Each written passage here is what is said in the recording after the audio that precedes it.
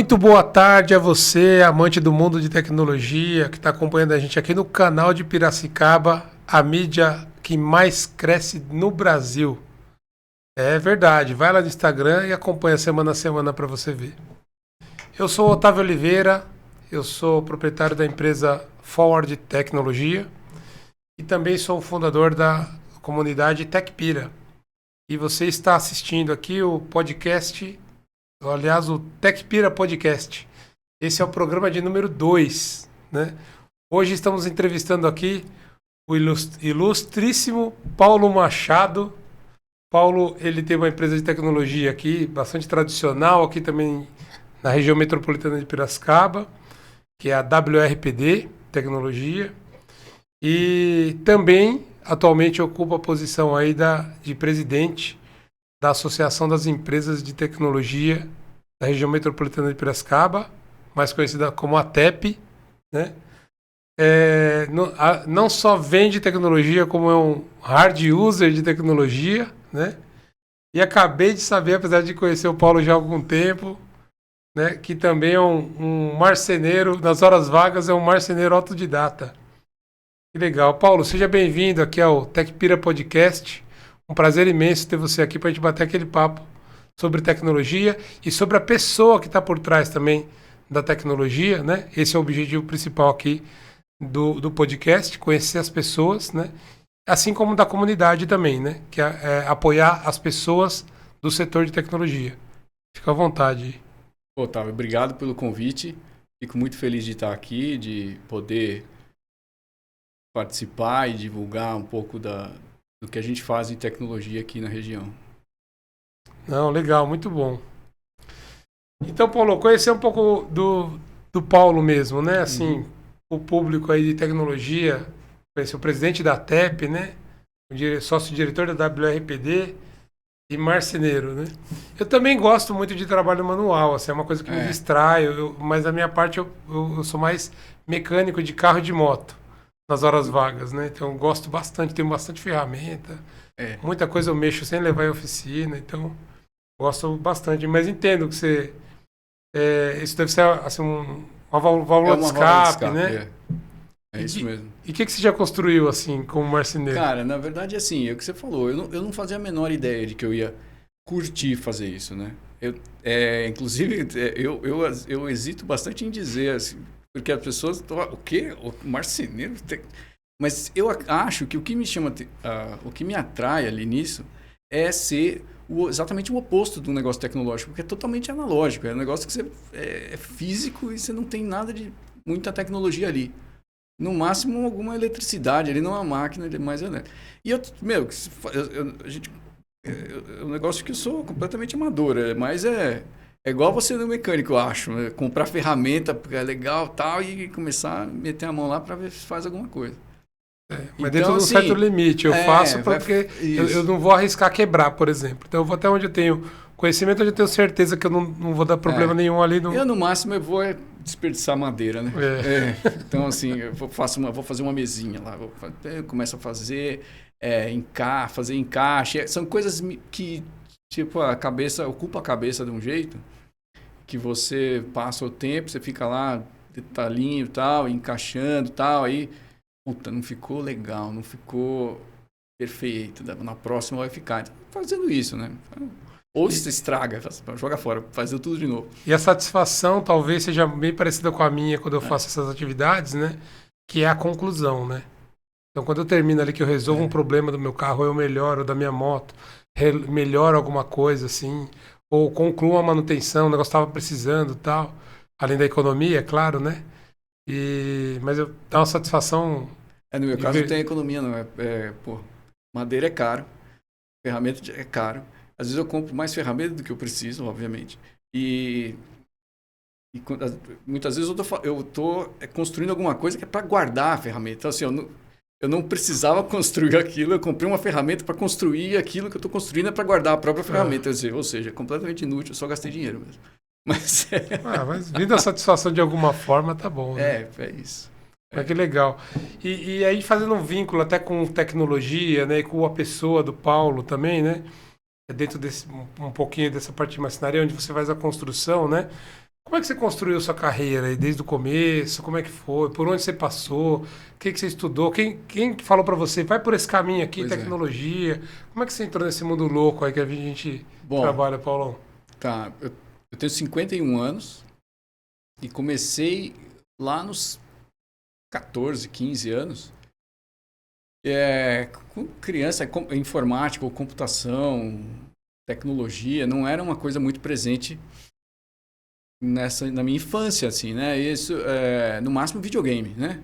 Eu sou da era do Atari, né? Atari, Sou da era do Atari ali. E, então era isso, no máximo. Mas, assim, nem eu corria muito computador.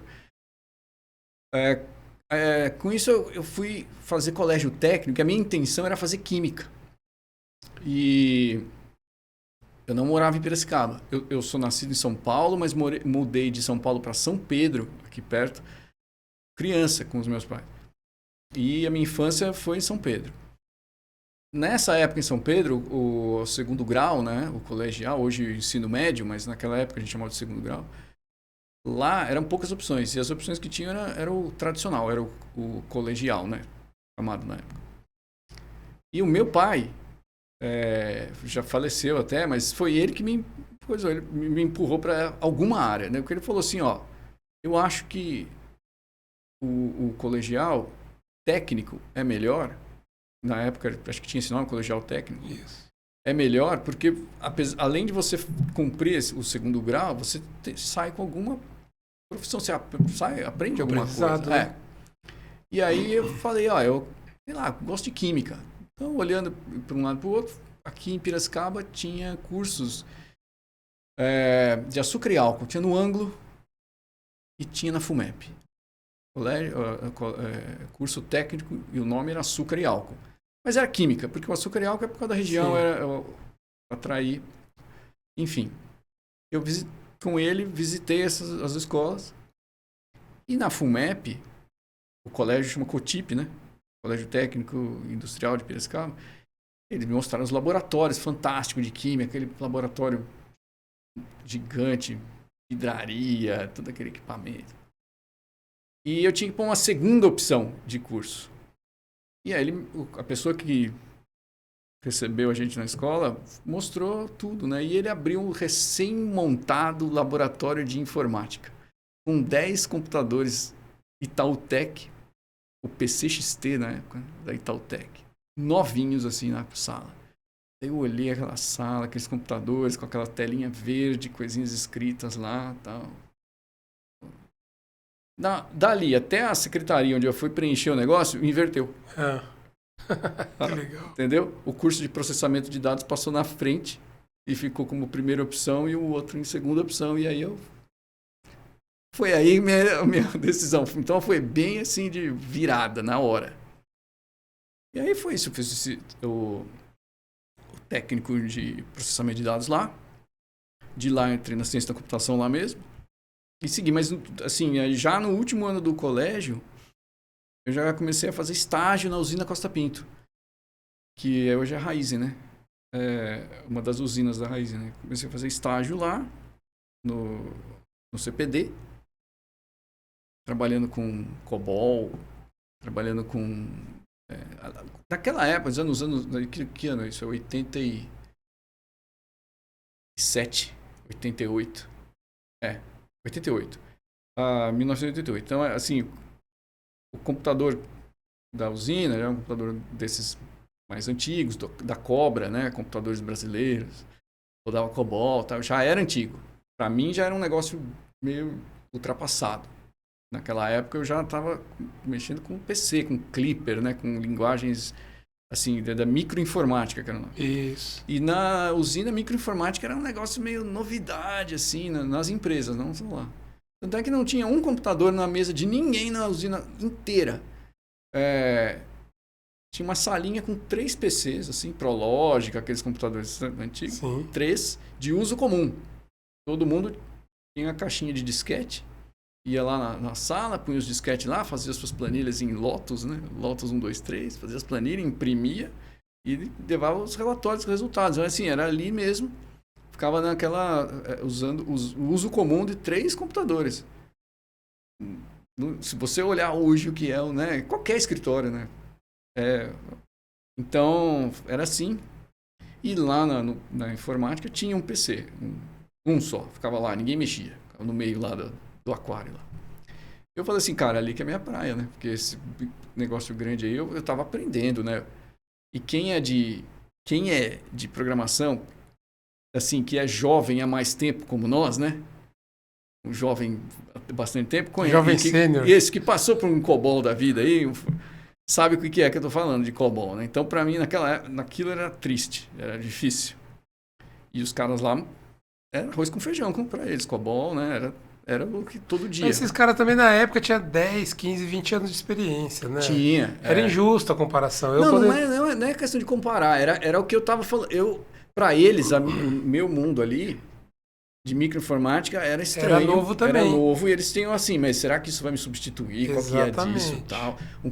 Porque o que era o CPD naquela época? Era a entrada de dados, era formulário. Tinha uma seção ali, um setor dentro do CPD, que era o OIM, porque os caras ficavam criando formulários para ter a melhor entrada de dados, né? Esses formulários chegavam preenchidos dos setores, ia para digitação, digitadores, os caras só digitavam o dia inteiro, 24/7, tinha 3 turnos de gente digitando papel, entrando dados, os dados que vinham de diversos lugares, do almoxarifado, da balança, de tudo que é lugar da usina. E esses dados aí, os analistas de sistemas projetavam os programas, etc. Os programadores é que punham a mão na massa e programavam aquilo tudo. E aí tinha os operadores que executavam os programas. Executava, tirava os relatórios, e aí aquilo durante a noite saía massa de relatório assim.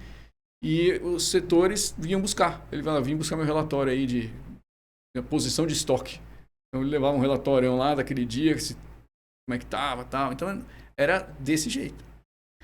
E então assim, o fato de ter um computador na mesa de cada um, que já se falava, era um negócio que eu falava assim, pô, mas e a gente aqui, o que nós vamos fazer, né? Os caras da antiga, né? Eu era moleque, então eu falei assim mesmo. Sentei lá e comecei a fazer coisas em Clipper. Falei assim, precisa disso aqui. Falei, vamos lá. E aí isso acabou crescendo lá dentro, né? Essa parte de microinformática, como em todo lugar, né? O que aconteceu no fim é que esse computadorzão antigo da Cobra, ele precisava ser substituído. E aí a gerência ali da informática, né, da época, buscou as soluções que tinha no mercado. Cobra, IBM e várias delas. E achou em Ribeirão Preto, numa empresa que não existe mais hoje, me chamava Welcome, uma solução que na verdade era um PC, ou seja, um computador como a gente conhece hoje, mas obviamente o tataravô do que a gente tem hoje, ou mais ainda, rodando Unix. Porque ele rodava COBOL. E aí ficava mais próximo. Então, era simplesmente fazer uma pequena conversão nos códigos de COBOL que estavam no Cobra e rodava nesse computador. E já era assim uma fração do tamanho daquele negócio gigante. Então, eu trabalhei bastante nessa conversão e essa empresa me contratou depois. Elas eram de Ribeirão, mas eles abriram uma filial aqui. E eles prestavam esse serviço para a usina de manutenção dessa parte dessa infraestrutura que é o Unix e tal, e tinha essa mesma infra em vários outros lugares. Então eu comecei a sair desse lado do balcão, né? Do lado de trás do balcão, ou melhor, da frente do balcão, e fui para o lado de dentro, né? Onde eu estava atendendo diversos clientes. Eu comecei a aprender isso. O cara que é chato, o cara que é legal, o cara que, você não consegue, o cara que conhece e tal, então você tem uma conversa mais de alto nível, o outro que você tem que ficar explicando mais. Eu comecei a aprender a tratar com as pessoas e tudo mais. E aí, isso já estamos lá nos anos 90, né? Em 96, essa empresa que era de Ribeirão, que tinha aberto essa filial aqui, ficou por uns 4 anos com a filial aqui, e aí chegou pra gente e falou, olha, a gente quer fazer uma redução do tamanho da empresa e tal, então nós resolvemos que vamos fechar a filial. Mas esses clientes que nós desenvolvemos aqui, nós não vamos conseguir atender eles bem lá de Ribeirão. Então, se vocês quiserem, a gente pode passar, vocês abrem uma empresa, eu e mais 3, né? Vocês abrem uma empresa e assumem esses clientes aí. A gente vai apoiando.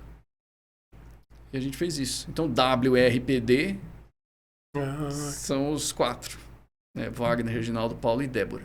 E aí, desses, a Débora, que tinha uma outra carreira em mente, ela queria ser advogada, tal, ela entrou de sócia, depois logo saiu. Hoje é advogada de sucesso lá em São José dos Campos. O Wagner, dentro da... a gente tem a empresa há bastante tempo, né? 27 anos, mas essa empresa nunca fez a mesma coisa por mais do que 5 anos. Hoje esse tempo é bem menor, mas antes era até 5 anos. Então a gente desenvolveu vários mercados. Teve uma época que a gente fazia bastante cabeamento de rede, né?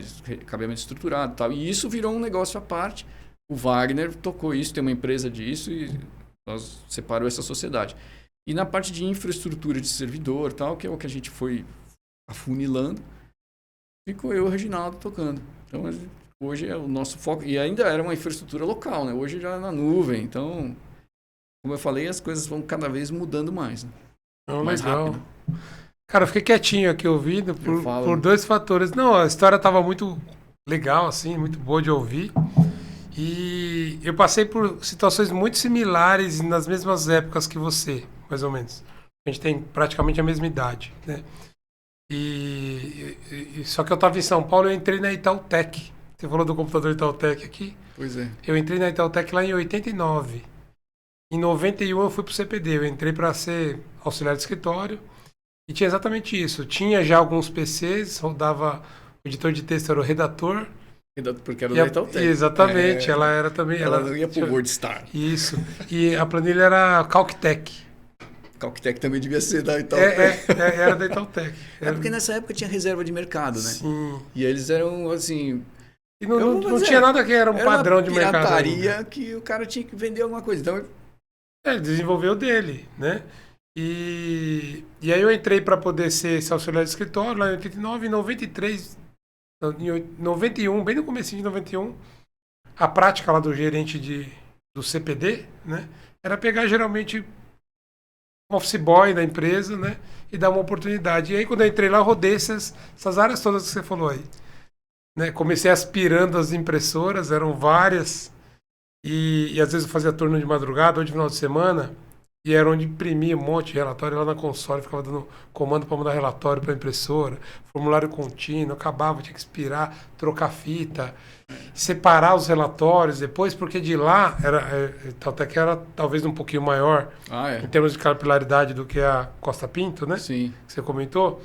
Então, tinha algumas pessoas que vinham buscar o relatório, mas a gente tinha, sei lá, uns 50 malotes, assim, que tinha que separar. Na manhã seguinte, passava alguém lá e lacrava tudo, né? E ia pro escritório. Eu imagino que, por exemplo, você pensava em Manaus, assim, Nordeste e tal, deveria demorar uns 2 dias para chegar esse malote lá, né? Então o cara, quando ele abriu o malote, pegava o relatório de 2, 3 dias atrás, com a informação atualizada, que era o que ele tinha. E eram terminais espalhados pela empresa. Então você tinha áreas lá com, sei lá, área de desenvolvimento, né? Time de sistemas. Devia ter, sei lá, umas 60 analistas e devia ter uns 20 terminais. Então os caras se revezavam e depois ia pra mesa lá, pá. Bem curioso essa história, bem legal. Eu, quando olho para trás, falo assim, cara, como as coisas, elas vão girando, né? Uma tecnologia daquela época volta depois com outra roupa, né? Que, por exemplo, hoje a gente trabalha muito com virtualização de servidor. Mas se eu olhar para trás, isso não é novo, isso é antigo. Naquela época já era assim. Mas a gente não sabia que era assim. A gente só estava atrás lá de um console, mexendo num computador gigante, mas ele encapsulava várias instâncias, né? Exatamente. Aí hoje vem com uma roupagem mais nova, com tecnologia, ou seja, ele meio que resolve alguns problemas daquela tecnologia antiga. E traz os benefícios da tecnologia antiga, né? Cria um ambiente novo que possibilitou, por exemplo, uma nuvem. E que quando você olha para trás, eram os birôs de computação, de informática antigos. Eu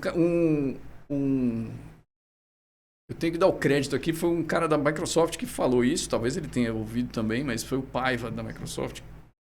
Ele falou assim, cara, o presidente da IBM, Thomas Watson, né? Ele disse uma coisa que depois ele apanhou muito por causa disso, apanhou até depois de morto, que foi assim, o mundo não cabe no mundo mais do que 5 computadores. Quando a IBM entrou nessa área de informática e começou a ser indagado, né? Entrevistado, claro, isso aí vai nas empresas, não sei o que. Ele falou, não, esquece. Não cabe no planeta, no mundo, mais do que 5 computadores. Aí depois, corta para os anos 80 aí, ou 90, com um PC na mesa de cada um, fácil, né? Exato. O Thomas Watson estava louco, né? Olha aí, eu tenho computador pra caramba. Então agora corta para os anos 2010, onde a gente tem o Google, é um computador, a Amazon com a AWS é outro computador, a Microsoft com o Azure é outro computador, a Oracle com o OCI, né, que é o Oracle Cloud, é outro computador. E, sei lá, a IBM com a Huawei, talvez. A Huawei, vamos para a Huawei. Então, ou 10, vai, se tiver. Mas se a gente conta aqui nos dedos de uma mão os grandes e ainda tem alguns aqui. Mas é isso. E eles já estão saturando o mercado, vamos dizer assim. Então, assim, realmente não cabem mais do que 5 computadores no mundo. E o cara estava certo. Então, você vê como uma coisa vai e volta. Então, assim, hoje em dia o que a gente tem na mão tem um poder de processamento violento, tem, mas se não tiver essa conexão de internet, de rede, não serve para nada. Onde está o computador? Está na nuvem. Então, com qual computador você está interagindo aqui? Cara, talvez com todos eles. Mas são esses, seja lá o que for o aplicativo que você está usando, está dentro de um computador desse. E é legal também, né? Voltando no ponto lá da sua história, né? E lembrando um pouco da minha lá. Eu lembro que nessa época, e tal, até que já por ser uma empresa de tecnologia, ela inclusive era mais evoluída tecnologicamente do que outras, né? Então o que se tinha lá não tinha em outras empresas. E eu lembro quando, assim, numa madrugada lá, em vez do pessoal fazer a transmissão do arquivo bancário por fita de rolo, né? E geralmente era uma fitinha pequena, assim, né? Aquelas unidades que puxava lá vácuo e tal. Eu tinha que limpar lá o cabeçote, o álcool isopropílico e tal. Era. Porque você entrando lá, você faz de tudo, né? No começo lá. E acho que hoje é ainda assim em qualquer área, mas... o pessoal, uma noite lá, escutei um barulho estranho, fui lá na sala onde tinha a galera mais sênior e tal. O que está acontecendo aqui? Não, estamos transmitindo por telefone o arquivo, não vai mais por fita. Cara, aquilo foi uma baita evolução na época, né? Só que ficava ali transmitindo horas um arquivinho, que eu nem lembro quanto, hoje talvez ínfimo, né? De tamanho. E aí, 4 horas da manhã, caía a conexão. Tinha que transmitir de novo e tal, né? E depois vieram todas essas outras evoluções aí também. Eu não fui muito para microinformática. Na época, eu tive uma oportunidade, né? Tinha uma reserva de mercado e a IBM estava entrando no Brasil através da Itautec. Estava fazendo uma parceria e trouxe um equipamento de médio porte na época, que era o AS400. AS400. E aí eu comecei a aprender, eu já estava no CPD, estava chegando... E eu comecei a aprender junto com a galera que tinha 10, 20 anos lá de empresa. Então eu fui por essa linha, não fui para microinformática, né? Mas é bem legal, muita coincidência aí do que você falou, né? Com o que eu vivi também. Legal. E você comentou também que a sua empresa, né, nunca passou mais do que 5 anos fazendo a mesma coisa. Em 27 anos. Tipo, 5 anos foi um recorde, né? Alguma coisa ali durou. Pelo menos 6 vezes você praticamente pivotou o negócio, né? Sim, até mais. Até porque esse período vai cada vez ficando menor. Então, e a gente vai ficando mais velho. Eu, outro dia parei e pensei, quantas vezes eu vou conseguir, né? Porque o trabalho, meu trabalho hoje, e não de hoje, já faz há bom tempo, É ficar aqui atendendo, fazendo, vamos dizer assim, um arroz com feijão, né? Atendendo os clientes, tal, resolvendo esses problemas momentâneos dele de agora, mas olhando lá na frente o que está acontecendo, tal, e o que vai impactar nesse mercado aqui. Até porque nós estamos no interior e você tá em São Paulo, então agora você começa a notar uma diferença aí. As empresas do interior, elas são bem mais resistentes à tecnologia, né? Então, para a gente a primeira empresa que colocou um banco de dados aqui, eu me lembro, assim, era caro. Se ele conseguir convencer a empresa que ter um banco de dados mesmo, né? Não lá o DBase da vida, os arquivos. Era um investimento que valia a pena, era difícil. Enquanto em São Paulo, o cara tava pondo fácil. Mais ou menos, depende do tipo de empresa. Não, beleza, mas bom. Algumas demorou assim. Eu lembro que, por exemplo, em 2010 eu já ainda ouvia, né, de pessoas que os empresários, donos das empresas que elas trabalhavam, ainda questionavam do porquê investimento, empresa grande, por que investimento milionário se há 3 anos antes tinha sido feito já um investimento milionário. Isso que o que a empresa já fazia há pelo menos 20 anos, né? Desde os anos 90, ali uma empresa grande já investe em tecnologia. E essa, agora aí, perto dos anos 2020, que isso ficou assim, já é uma realidade, né? Conhecida por todo mundo. Principalmente pelo advento do consumo como serviço.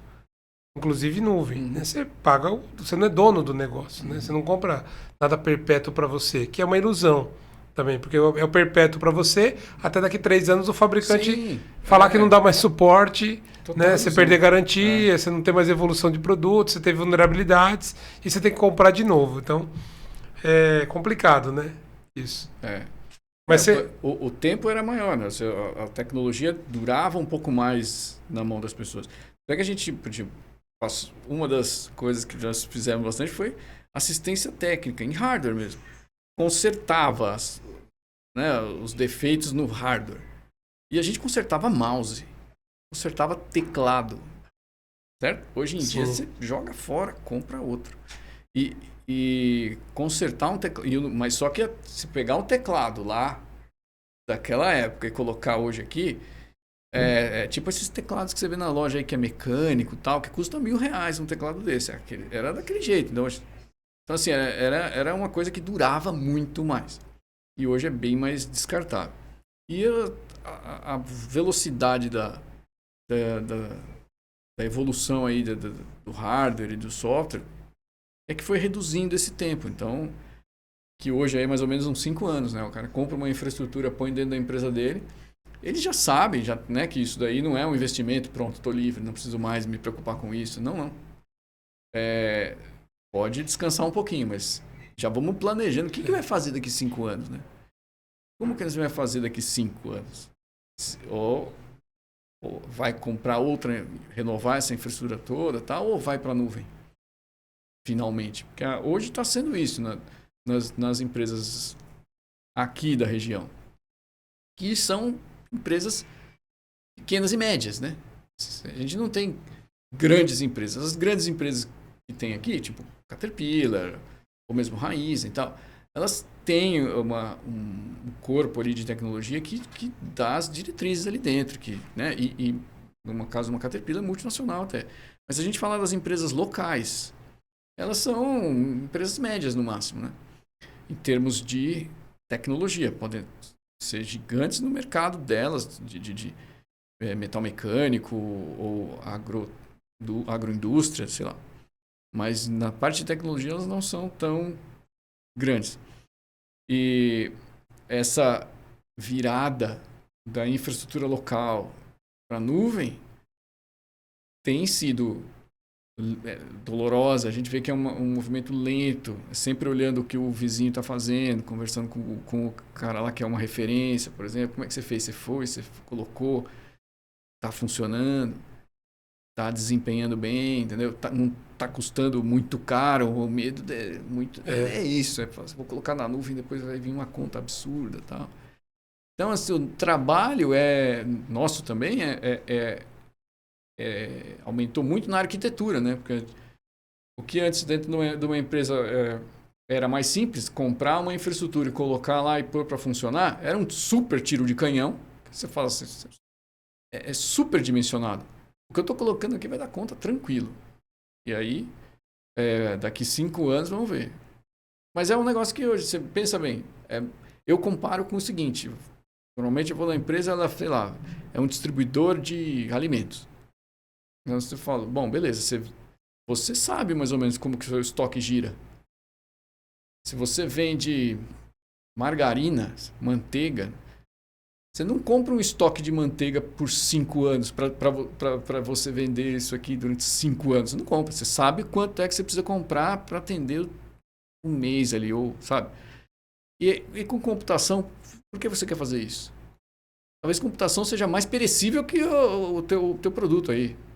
Porque você compra um estoque de computação para 5 anos. Que daqui a 1 ano e pouco está obsoleto Agora, já, né? e nós temos que dizer assim, será que daqui 5 anos eu já usei toda essa computação que eu comprei?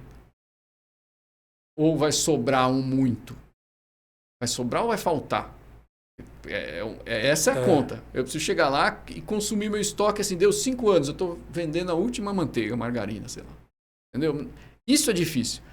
E com a nuvem, você meio que está usando e pagando conforme usa. Não cabe muito aquela conta de falar assim, então, eu vou pagar 5 mil por mês, então em 10 meses 50 mil, em 20 meses 100 mil. Cara, em 20 meses eu estou pagando aqui uma infraestrutura para eu pôr aqui e rodar. Essa conta é muito simplista, não dá para calcular dessa forma, né? Mas é o que a gente tem que explicar e Não é algo, assim, é algo que ainda temos desafios, né, em relação ao pensamento cultural aí principalmente de empresários ou de quem às vezes lida com o dinheiro, né, e não é da área de tecnologia, porque tem esse pensamento. Então você pega lá um diretor financeiro, e que né, pessoal de tecnologia está debaixo da finanças, ou está debaixo. E aí ainda não tem esse mindset, né, que o mundo tá virando. Mas eu lembro bem dessa época aí do AS400, por exemplo, eu lembro da IBM falar assim, olha, aquele software que você comprou, que é a licença, né, as licenças todas do hardware, você comprou junto com o servidor, a partir do ano que vem, vai ser uma subscrição anual, uma assinatura. E a vantagem é que você vai ter direito a toda atualização que surgir. E pouco tempo depois, talvez comecinho dos anos 2000 ali, eles já começaram a fornecer um hardware com mais recursos do que o que você tinha comprado. Só ativava. Pagando. E aí você era o conceito do on-demand, né? Se você precisar de mais, já está aí. Mais memória, mais disco, mais processamento, já está aí. Você só ativa e paga o licenciamento a mais e o recurso a mais que você vai ativar. Então é um conceito que a gente está falando aí de 20 anos, um pouco mais, né? Que depois outras empresas começaram a seguir, né? E aí, voltando nesse ponto da transformação da sua empresa, né? Foram 5, 6, 7 outras transformações, né? Assim, talvez tenham sido os maiores desafios. A gente fala muito hoje de pivotagem, né? Eu falei aqui um pouquinho... Transformação digital. Transformação digital, você já exercita isso há 27 anos, né? Como é que é para você, assim, ir para o seu time lá? Como que a cada transformação dessa aí... como que vocês fizeram, superaram, aprenderam coisas novas? Como vocês se renovaram, né, para se manter no mercado esse tempo todo e estar sempre atualizado aí com as mais novas tecnologias, tendências?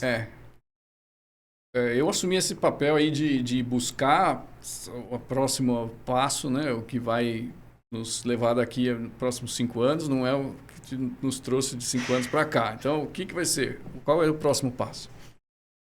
E trago para a equipe. E como todo conjunto de pessoas, tem uns mais resistentes, outros menos, né? Então, assim, é uma questão de falar assim, ó, vamos treinar, vamos fazer certificação no fabricante, buscar, né, um primeiro cliente, né, para essa tecnologia, para depois servir de vitrine, para ser, né? Então, sempre esse passo a passo. Assim, com o tempo, eu acho que com esse exercício, a gente vai acostumando, né? A falar assim, olha, temos que fazer isso. Na nossa área, não tem, às vezes a gente não faz a mesma coisa 2 vezes. Não é às vezes, é sempre, né? Nós não fazemos a mesma coisa 2 vezes. E muitas pessoas têm a ideia de que assim, eu quero aprender a fazer isso. Agora eu já sei, cara. Eu aprendi a, vamos supor aqui, instalar uma infraestrutura de virtualização. Aprendi. Bom, beleza. Você vai fazer isso mais algumas vezes aí, mas ela vai mudar. E vai mudar o jeito de fazer. Então, é difícil aquele modo de pensar, de você aprender a fazer alguma coisa e se especializar muito naquilo, sabe? E que aquilo vai se repetir e você vai... Vamos comparar, por exemplo, com um engenheiro. A tecnologia e os métodos todos são os mesmos há muito tempo que ele vai aplicando. Então ele tem que se renovar, tem tecnologias novas e tudo mais, mas, cara, não tem comparação com o nosso aqui. Às vezes a solução para um cliente é aquela que você faz a arquitetura, monta, entrega e não vai ter uma segunda vez. Então você teve que aprender, enxergar o problema, pensar na solução com as ferramentas que você tem para aplicar, aprender a fazer aquilo funcionar, fazer funcionar, entregar, suportar também. Mas aí você vai falar assim, pô, agora eu vou achar outro cliente que tem esse mesmo. Não tem. Então é um negócio que você vai cada vez mais entregando na medida do que cada um quer e a equipe tem que aprender a aprender. Então o negócio é o seguinte, é só aprender. A competência principal é aprender.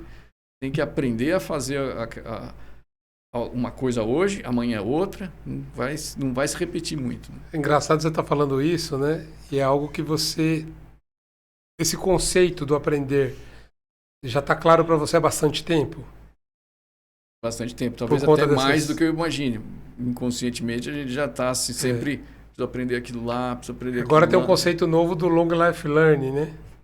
Aprender o continuado, né? Isso, aprendizado contínuo, né? Então você nunca para de aprender. E a gente ouve muito isso e eu acho que faz sentido mesmo, não só na área de tecnologia, para qualquer disciplina, né? Técnica, mecânico mesmo, o próprio engenheiro, como você comentou, está sempre tendo que ter contato com alguma coisa nova.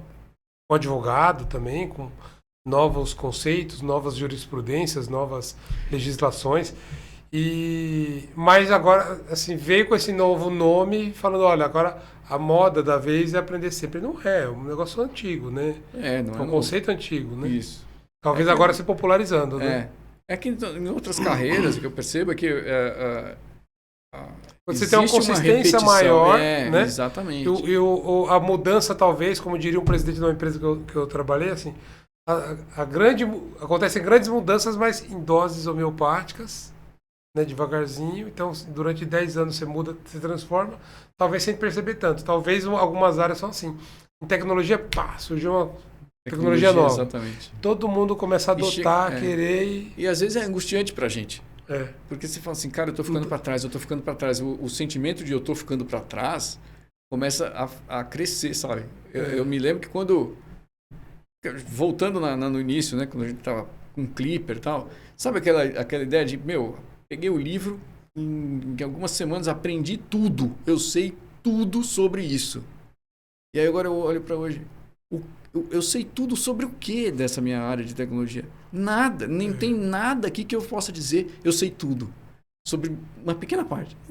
Porque a vastidão das coisas aumentou demais. Mas uma coisa que a gente desenvolve com a maturidade e com a experiência, né, é buscar soluções. Então você pode pegar hoje certamente, um cliente vir com qualquer desafio para você, você vai falar assim, olha,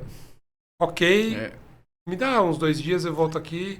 E aí você vai, pesquisa, acha procura no LinkedIn, no Google, acha alguma coisa, fala com o seu fabricante, seu distribuidor. É isso. E você traz a solução. É isso, você traz a solução. Essa solução, você está usando software, você está usando recursos que existem no mercado, mas essa solução talvez não se repita para outro cliente. É isso, né? E aí esse exercício contínuo de se renovar, de se transformar, né? Você acha que esse aí foi o maior desafio seu como um profissional de tecnologia e como empresário? Foi e é. Esse é o maior desafio. Não que tenha, como eu te falei, é uma coisa que foi naturalmente aparecendo na minha frente e eu fui tendo que fazer, resolver essa situação. Então, assim, lá atrás, eu não entendi isso como um desafio, uma coisa que me desafiou mesmo, que eu fiquei assim, porra, será que eu vou dar conta de resolver essa situação? Vamos botar a mão na massa. E porque eu gosto muito, né? Você gosta de tecnologia. Sabe aquela que se você trabalhar com aquilo que você gosta, você não vai trabalhar um dia na sua vida. Na verdade, você vai fazer o teu hobby ali. Então, eu sempre gostei muito de pegar algum negócio novo aí que apareceu recentemente. Eu quero ver como que põe para funcionar. Então, isso lá atrás era muito mais. Hoje já, acho que eu cansa um pouco, né? Mas, então assim, o desafio não era assim uma ameaça, um negócio que me dava medo, não. Hoje a preocupação é por quanto tempo será que a gente consegue manter esse ritmo, sendo que o ritmo começa a ficar mais pesado, né? E a gente vai ficando mais... Quem sabe não é colocando a inteligência artificial pensei na mesma hora para poder trabalhar para a gente, né? Nesses aprendizados novos, né? Talvez seja nessa linha aí. E, bom, isso acabou transformando você, então, e sua carreira também, né? Então não é só o empresário, é um cara que, até como na marcenaria ser autodidata, provavelmente na tecnologia você também foi, né? É porque tudo que a gente está falando aqui, né? Não, legal. E agora, daqui para frente, como que você enxerga aí o futuro da tecnologia? Acabamos de falar de IA, né? Mas principalmente em relação às pessoas, né? Você falou muito também sobre a questão ser humano, né? A gente falou aqui, né? Uhum. Trocamos aí sobre alguma questão de resistência em algum momento, o aprendizado inerente do ser humano, né? O ser humano precisa aprender, está envolvido. É natural, da natureza do ser humano a resistência, né? Para coisas novas, para desafios e tal. Como é que você enxerga daqui para frente? O que você mesmo, sua opinião mesmo, acha como é que vai ser daqui para frente em relação a tendências, tecnologias, como que o ser humano vai ter que se adaptar a isso, cara, se renovar em relação a tudo que está vindo aí? No momento aí, o que está se colocando é a inteligência artificial. Vem de todos os lados, tomou nossa área aí de assalto, né? Todo mundo até um pouco assustado mesmo com o avanço que se apresentou com o ChatGPT e outras ferramentas dessas. E os desafios que elas começam a impor para nossa área e para as outras também ali, porque a gente vai discutindo com um, com o outro, com o pessoal da educação, que alguns veem como uma ameaça assim muito grande, outros tentam pelo menos ver como uma ferramenta, no que isso pode ajudar, né? Então acho que assim, para os próximos anos, o que eu estou muito curioso de ver como que vai ser são essas ferramentas de inteligência artificial. Como é que o ser humano vai dominar isso, né? Uma vez que até os próprios criadores, no caso do ChatGPT, os Altman, já deu declarações que ele mesmo ficou assustado com o resultado que teve. E esse é o olhar lá para frente, né? Como é que isso vai aterrissar para a gente aqui e como a gente vai lidar com essas coisas, né? Entendeu? No dia a dia como eu falei, a gente tem que comer e sonhar, né? Então arroz com feijão aqui, tem que comer e ir sonhando como é que vai ser eu gosto de fazer umas citações, né? E aí hoje eu fiz um post no LinkedIn em relação a um episódio de uma série que eu comecei a assistir alguns dias atrás. Vou até falar qual é, se você quiser assistir também, se procura lá. O documentário chama História Direta ao Ponto, Direto ao Assunto. Tem 2 temporadas, são episódios bem rápidos, assim, de 20 minutos, que contam uma história, um tema, sobre um tema específico, conta a história inteira. E um dos primeiros episódios da primeira temporada se chama Robôs. Então fala de tudo, desde a história do primeiro robô lá, incrivelmente dos anos 1940, 42, alguma coisa assim. Bem curioso, bem legal para assistir. Mas tem um momento lá na linha do tempo, né, que eles começam a falar sobre a indústria automotiva. E aí fala daqueles robôs tal, que estavam substituindo o ser humano, fazendo um trabalho com mais qualidade e tal. E aí a primeira ministra do Reino Unido, na ocasião, era Margaret Thatcher, 1982. Ela foi fazer uma visita nas fábricas automotivas do Japão, né? E ela fez uma afirmação lá na época falando assim, ó, acho que a lição é que a menos que tenhamos a última tecnologia, podemos perder a capacidade de construir certas coisas. Então temos que correr atrás. Cara, isso tem 41 anos, essa afirmação. Ela não tem... Tá atualizadíssima. Foi o que eu coloquei no LinkedIn, foi exatamente isso. Assim, cara, como tá atualizado essa frase, né, da Margaret Thatcher. E ela fala isso nesse episódio aí, Robôs. E é exatamente isso que você está falando. Assim, a gente tem que estar correndo atrás o tempo todo, né, porque está sempre surgindo coisas novas. E qualquer empresa que para no tempo 3, 4, 5 anos, ou qualquer profissional, inclusive, que ficar 3, 4, 5 anos sem se atualizar, depois ele tem que correr muito atrás, né? Tem.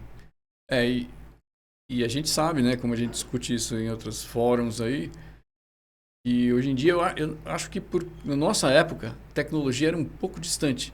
A gente não tinha, não vou nem dizer, não tinha um celular, não tinha um tablet, não tinha um PC em casa, não tinha um computador.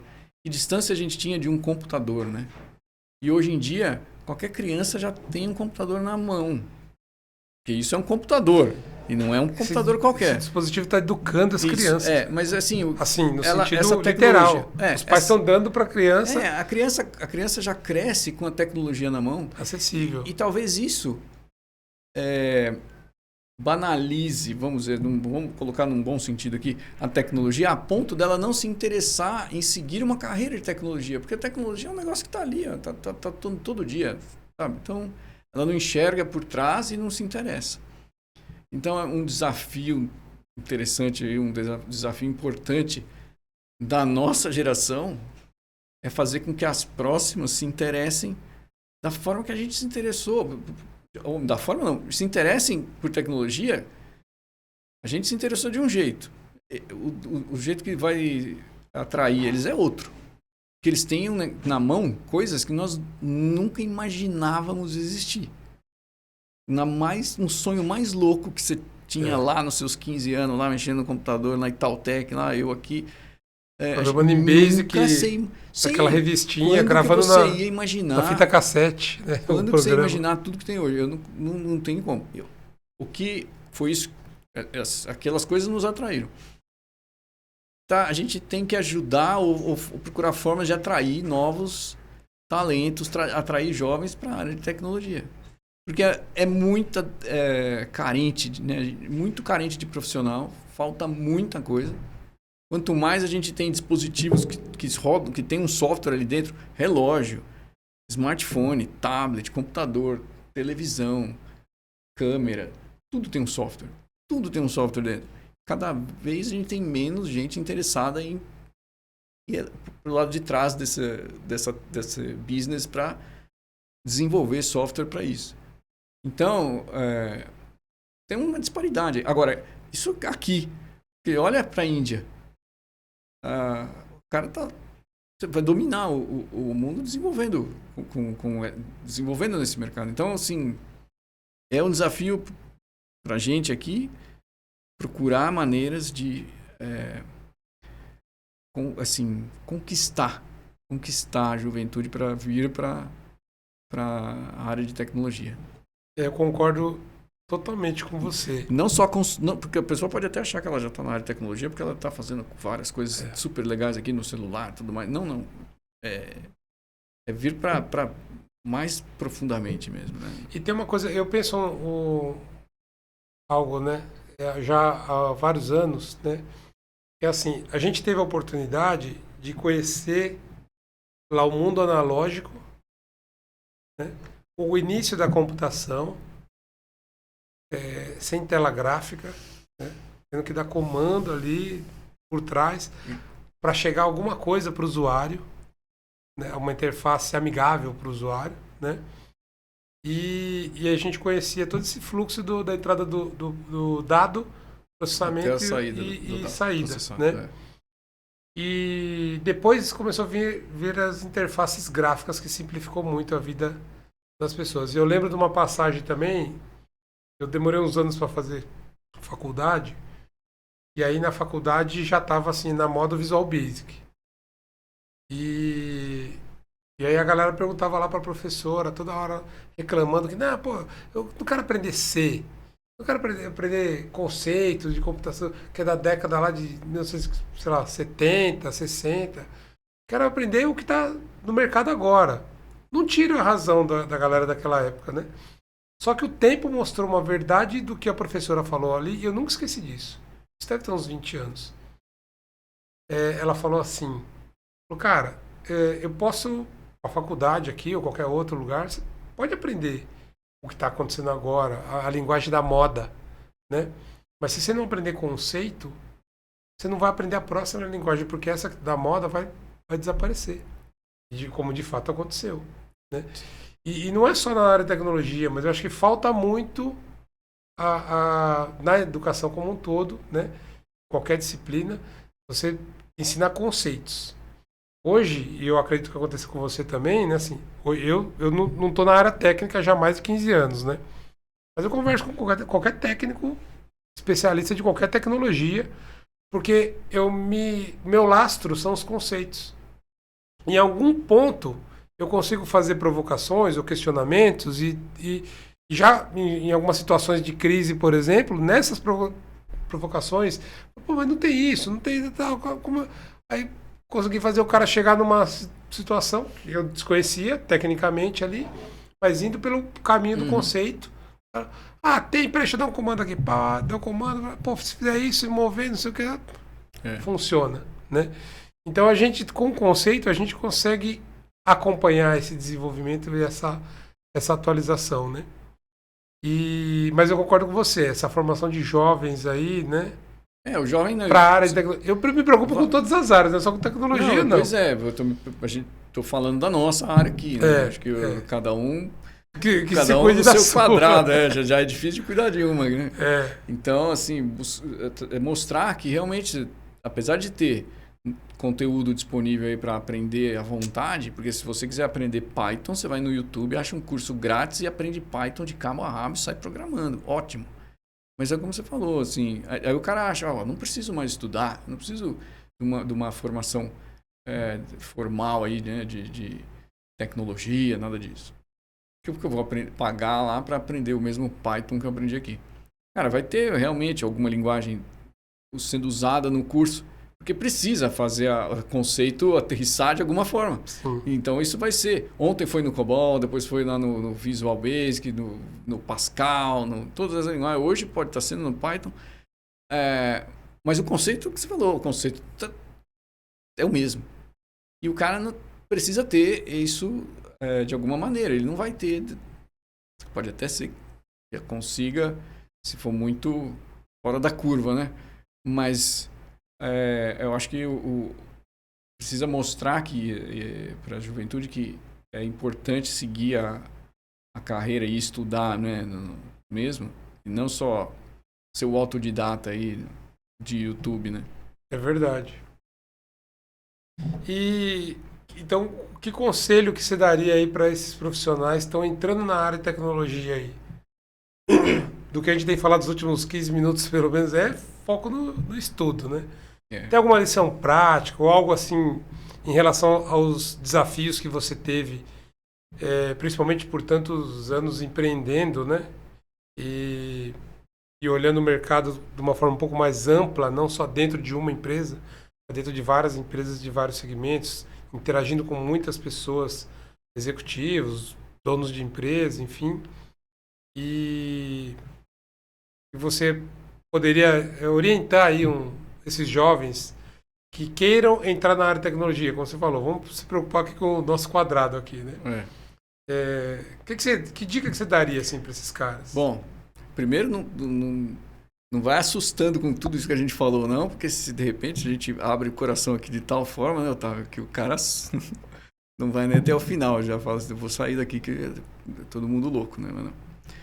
Bom, acho que se eu tiver que dar um conselho, o que eu daria é o seguinte: apesar de você achar que não precisa estudar, entrar que seja num curso técnico ou superior ligado à tecnologia, porque você consegue aprender tecnologia fácil, porque tecnologia é tranquila, você sempre aprendeu. Apesar disso, o meu conselho é faça a sua formação completa, porque, como você falou, os conceitos você só vai ter ali. E essa troca de uma geração para outra, de você ouvir ali os profissionais que passaram por coisas que você, como nós aqui, né, passamos, que você nem imagina, isso você não vai ter de outra maneira se não for dentro de uma academia. Então, eu acho que o conselho é esse. Eu acho que a dor atualmente da nossa área é essa. Então, se eu tiver que focar em alguma, é isso. O conselho é: estude. Vai estudar. Sabe tecnologia? Aprende fácil? Ótimo. Mas tem algumas coisas que você precisa aprender que você não sabe o que são. Você não é, preciso escolher essa linguagem, aquela, outra. Então, estude. Uma coisa que está muito em alta também ultimamente, né? E caiu exatamente esse ponto na conversa que eu tive na semana passada com o Vitor, né? Uhum. Que foi o programa número 1. Exatamente esse ponto. Ele falou exatamente isso, né? De estude e tal, trabalho duro. E aí cabe exatamente o mesmo ponto também. Atitude também, né? Acho que a gente está num momento de carência de profissionais com atitude, né? Atitude de abraçar o problema, atitude de aprender o que precisa aprender, atitude de se posicionar de uma forma positiva, de se dedicar, enfim, de correr atrás e de fazer o que tem que ser feito, né? Até tive no evento semana passada, e lá nesse evento teve de tecnologia, inclusive, e teve uma palestra que foi do Tandy, o jogador de vôlei, lá campeão olímpico, né? Eu até registrei também uma citação que ele fez lá. Ele falou o seguinte, ó: faça o seu melhor, entregue o seu melhor, comprometa-se com o resultado junto ao seu cliente. Isso é alta performance, né? E meio que no encerramento lá da palestra, que foi 2 horas, assim, foi uma palestra sensacional, ele contando praticamente a vida dele inteira e um pouco do cenário dos campeonatos olímpicos aí, principalmente, né? E campeonatos esportivos no geral, a história dele. E isso aqui remete muito para a atitude, né? Você fazer o seu melhor. Não é só conhecimento técnico, você pode assistir um vídeo, como você comentou, ou vários vídeos. Eu estou aprendendo muita coisa no YouTube. Nossa. Mecânica mesmo, eu vou lá, procuro alguma coisa que eu não sei fazer, vejo um vídeo e tal. E quando eu faço alguma coisa que eu procurei e não achei, tentei, eu faço um vídeo, posto lá. Então, quer dizer, você pode ter o conhecimento, mas se você não tiver um comportamento, né? Eu acho que esse vai ser o grande diferencial daqui para frente. Porque é aquilo que a gente comentou também hoje sobre a nossa maturidade, nossa experiência. Qualquer problema que chegar no nosso colo, a gente, de alguma forma, a algum custo, em algum tempo, a gente vai resolver, né? Porque a gente hoje tem o que eu costumo chamar de repertório e quilometragem, né? Então, uma pessoa com atitude, ela começa a resolver problemas, começa a ter experiências, começa a construir o seu repertório, sua quilometragem e vai atrás de conhecimento, de cursos, do que quer que seja, né? E também vai conseguir se virar e resolver. E, enfim, o tempo vai passar, ela vai sair do outro lado, né? Como diria um amigo meu. Exatamente. Mas legal. Bom, alguma recomendação final aí pra gente, pra galera? Estamos chegando ao fim já, 1 hora já de bate-papo. Parece que começamos rápido, agora, né? É mesmo, passa muito rápido. E alguma coisa assim que você gostaria de falar para compartilhamento final aí, para compartilhar com a Cara, galera que tá assistindo a gente, mandar um abraço para alguém. bom, mandar um abraço para o pessoal todo de tecnologia, da associação, da minha empresa. A gente está batalhando bastante nisso. Uma coisa que nós não falamos aqui muito é sobre a associação, né? É uma coisa que a gente aqui, todas as empresas de tecnologia sempre foram muito olhando para o próprio umbigo e a minha também, eu também. Todo mundo atrás do seu próprio computador ali, encostadinho. Daí, você falou do Vitor. O Vitor, eu sempre falo, ele tem um mérito que a gente precisa sempre agradecer. Ele pegou e falou assim, não, cara, você está errado. Vocês precisam, nós precisamos nos conhecer, conversar, trocar ideia e tal. Não é todo mundo concorrente. Apesar de concorrer, não é essa a abordagem. E eu não sou dessa área de política, então me tira da zona de conforto, assim como tira todos os outros aí. Então, quero mandar um abraço pro Vitor. E, em nome dele, todos os associados aí da ATEP. E é isso, cara. Acho que a recomendação aí se você gosta de tecnologia, se você acha que é bom em tecnologia, procura uma escola. A gente tem aqui várias e são muito boas e tem cursos muito bons. Procure, entenda como funciona, como que é o mercado e mergulha de cabeça, mas assim, não acho que vai fazer sozinho, que você aprende, que sai já trabalhando, pegando. Às vezes dá certo, né? Mas acho que lá na frente vai fazer falta, se você tentar queimar algumas etapas. Então, é isso. Não, legal. Eu vou aproveitar até esse gancho aí do agradecimento, eu vou fazer também até um depoimento aqui, né? Porque tem duas entidades que para mim são fundamentais aqui e eu sou muito grato por ter conhecido e ter sido acolhido, inclusive, por elas, né? Uma é a TEP, né? Na sua pessoa, principalmente, foi o primeiro membro ali da TEP que eu conheci, né? Através de um cliente comum que a gente se cruzou, você foi lá na empresa que eu estava, você falou da TEP, cara, imediatamente eu falei, quero saber mais, quero ir, quero participar. Mas você vê, o perfil é outro. Você não é daqui. Um ano e meio aqui, ainda não é daqui, né? Então, assim, quando eu ouvi falar, cara, eu falei assim, parece que você abriu uma... Assim, tem. Eu quero agora, vamos lá conversar então, vamos imediatamente. Fazer, né? Fez 2 anos aqui. E tem um monte de de empresa aqui, que é daqui desde o início, tem tanto a empresa tão antiga quanto a WRPD, que eu converso, falo de associação, de como é que trabalhar dessa forma e tal, mas ainda tem essa visão assim, não, cara, eu vou lá, os concorrentes vão querer meus clientes, eu não gosto de fulano que é meu concorrente, mas não é isso, né? Não é isso. Então, esse é o modo de ver naquela ocasião, totalmente oposto do que a maioria que a gente costuma encontrar, infelizmente. E aí, assim, o interesse foi genuíno, né? Inclusive de querer participar, de querer apoiar e ajudar de alguma forma. E acho que hoje o que está acontecendo aqui, por exemplo, é fruto disso, inclusive, né? Sem dúvida. Desse apoio da TEP, sempre tive próximo lá, né? De você, da diretoria, enquanto estava representando outra empresa.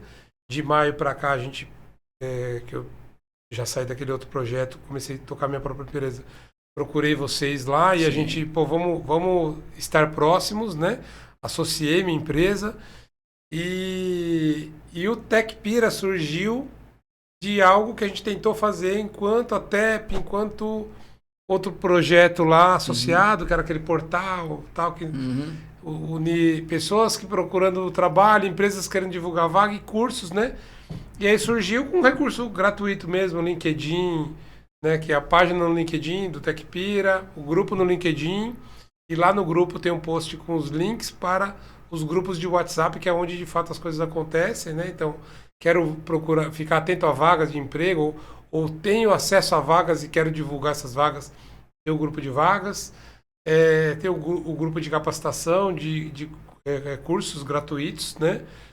Até mencionei isso a semana passada. Os últimos 2 meses teve curso de todas essas 5 fabricantes aí que você mencionou, as maiores. A gente colocou lá. Os 5 computadores. Cursos gratuitos com certificações, inclusive, né? E vários outros cursos também. Tem o curso de conteúdo, que a gente começou fazendo, compartilhando ali matérias, artigos, um webinar, uma palestra online. E aí surgiu a ideia de criar o conteúdo, né? E agora, muito em breve aí, a gente deve começar a ter outras interações, né? O conteúdo que eu falo é o evento que aconteceu, que nós fizemos lá, o TechPira Mais 2023, né?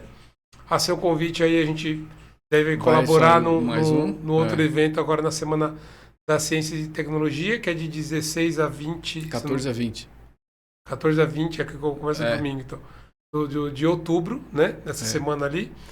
E aí, a partir do evento lá, que eu conheci o canal de Piracicaba uma semana antes, fizeram a transmissão, eles convidaram a gente para poder fazer esse programa semanal aqui, né? Então hoje estamos na edição número 2. Então, primeiro, agradecer a TEP por conta disso, né? Por conta desse acolhimento, né? Que me deu, e eu não sou daqui, mas eu me sinto daqui e contribuo como se fosse, né? Me incluindo aí já nisso.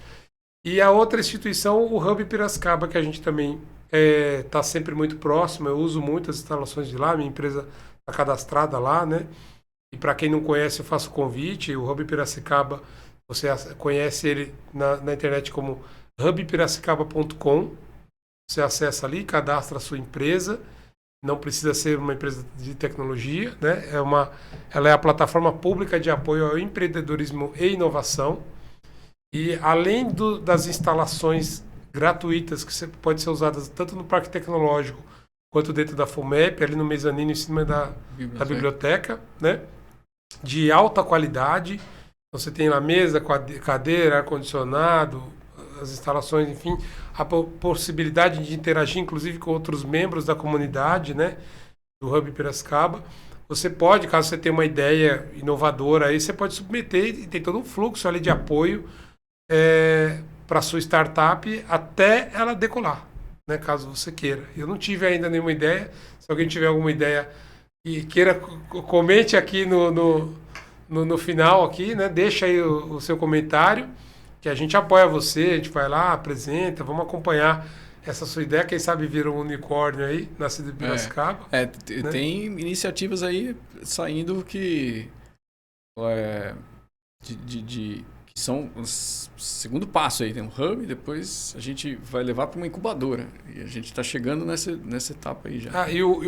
E a ATEP, ela é cogestora do Hub Piracicaba. Isso, então por isso que o Paulo está falando, a gente vai levar. Então, assim, são 2 entidades aí que eu gosto muito e faço propaganda de graça onde eu vou, porque tal a importância disso para a sociedade aqui na região, né? E além eu citei até aqui no outro programa, né? As iniciativas aqui que a gente tem de inovação, que são vários aí, públicos e privados, né? Mais de 14. Então, todo mundo que é de fora de Piracicaba, quando eu comento tudo isso, se impressiona. Então, a gente acha que está num lugar assim que a gente tem possibilidade de fazer coisas muito legais, né? Não só para a região, para as empresas da região, mas para as pessoas da região aqui também, né? Para os profissionais, no nosso caso, de tecnologia, e eu costumo dizer o setor de tecnologia como um todo. Sim. Não só o setor de tecnologia para o agro, que é muito forte aqui. Não, mas esse tecnologia como um todo. Mas é isso, Paulão. Agradecer aí sua presença, né? O papo foi muito bom. Acabamos aqui, o nosso horário. Não, se a gente se deixar. Estourou aqui já. A produção tá ali na porta, ali já chamando a gente. Se deixar, vai embora, né? Vai embora. Foi um papo muito gostoso. E muito obrigado. E você gostou desse conteúdo? Deixe o seu comentário aqui, né? Fala aí, você achou. A gente tá falando muito de pessoas, tal. É isso mesmo? Estamos no caminho certo? É isso que você quer saber? Conteúdo, aprendizado, dicas, né? Sobre carreira. Desafios, ou você quer ouvir outra coisa, né? Quer que a gente fale sobre outros assuntos aqui. Se tem alguém para indicar, para ser entrevistado aqui, também comente aí, entre em contato conosco, tá? canaldepiracicaba.com.br, canal de Piracicaba no YouTube, tá? Entre em contato conosco também, techpira.com.br ou Techpira, página no LinkedIn, tá? Que é onde os profissionais se encontram. Não esquece de deixar o seu like aqui nesse vídeo. Gostei, não gostei, espero que você tenha gostado. Ativa o sininho para não perder as notificações. Se inscreva no canal para conferir todos os demais conteúdos que o canal de Piracicaba, que é a mídia que mais cresce aqui na região, tá realizando, né, e gerando aí para vocês. Siga a gente. E é isso. Chegamos ao final de mais um TechPira Podcast. Muito obrigado por estar com a gente até aqui e espero você no próximo programa. Obrigado, valeu, tchau!